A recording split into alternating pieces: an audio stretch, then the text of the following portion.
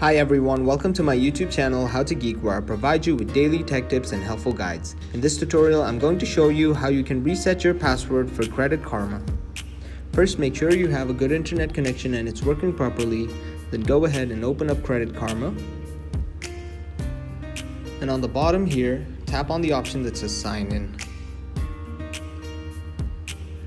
Now to reset your password, you have to tap on the option that says I need help accessing my account.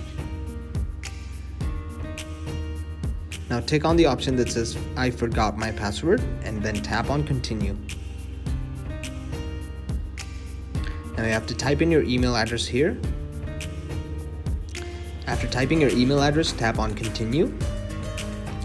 Once you tap on Continue, it should direct you to another page where they'll further guide you on how you can reset your password for your Credit Karma. Just follow all the steps carefully and you should be able to successfully reset your password for Credit Karma. And that is it. Thank you very much for watching this video. Be sure to leave a like, share this video, and subscribe to our channel for more helpful guides just like this.